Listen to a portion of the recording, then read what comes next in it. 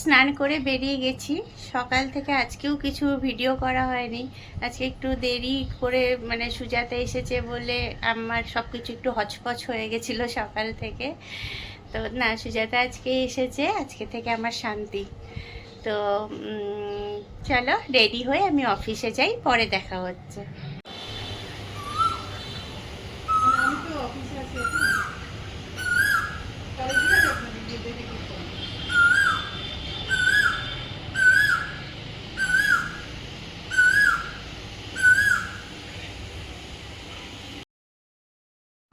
এত সুন্দর কোকিল ডাকছিল যে তোমাদের সঙ্গে শেয়ার না করে আমি পারলাম না।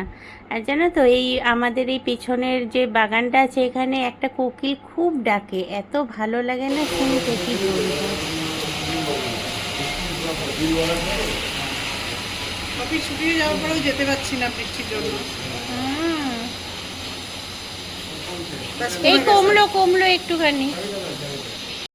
আমার আবার লকেই এই দেখো আমাদের অবস্থা, অফিস থেকে বেরিয়ে দেখি টাইম ওভার, আমরা বৃষ্টির জন্য বেরোতে পারছি না।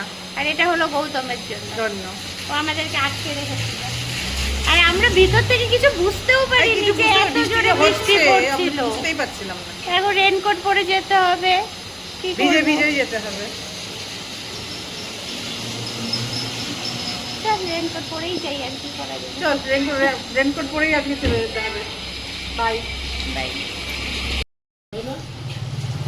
ডিকিতে আবার খুলতে হবে তাহলে। এই রেনকোট পরেই এখন চালাতে হবে গাড়ি।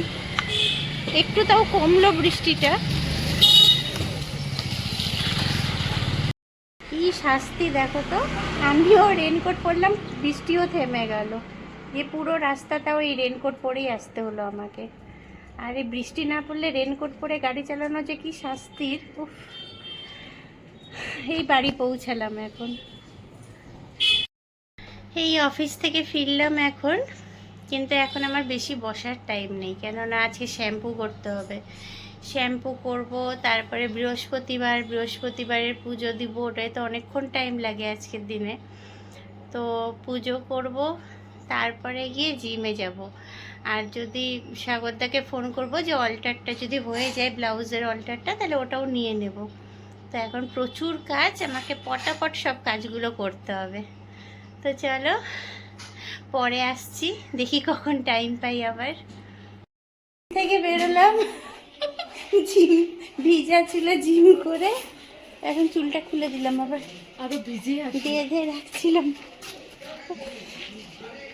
ওষুধের দোকানে যাবো,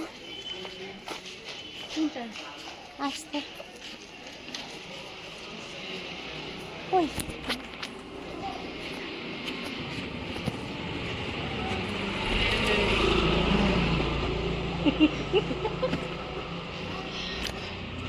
আর ভালো লাগে না, কেন ভগবান মোটা বানালো। তোকে এক্সারসাইজ করতে মৌকা দিচ্ছে ভগবান, ওই জন্য মোটা বানালো। কি কষ্টের জীবন। আরে এদিক দিয়ে চল না। কোন দিক দিয়ে? ঘুরে বেরোনোর তোর ঘুরে কত কাজ। এরকম জীবন থাকার চেয়ে না থাকা ভালো। আজকে সারাদিন আমাদের অফিসে এগুলো নিয়েই চর্চা হচ্ছে, আমাকে মেরে ফেলছে, গয়নাগাটি নিয়ে নিচ্ছে, শাড়ি ফাড়ি নিয়ে নিচ্ছে। আজকে ব্লগের মধ্যে ওগুলো দিচ্ছে। কোমরে কি ব্যথা, কি আরাম। আমাদের জীবন।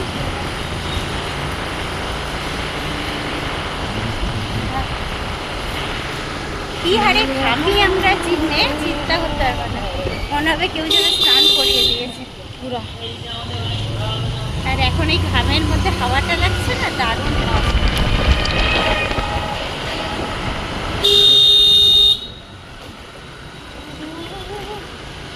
মনে হচ্ছে স্কুটিও না ধরে এমনি এমনি চলুক।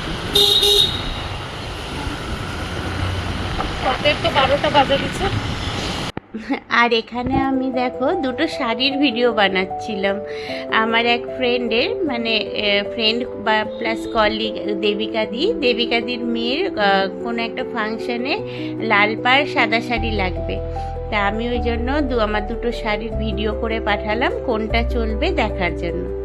তো চলো আজকের ভিডিওটা আমি এখানেই শেষ করি, খুব ছোট্ট একটা ব্লগ হলো, তো আশা করি তোমাদের ভালো লাগবে। তো দেখা হবে নেক্সট একটা ভিডিওতে। টাটা।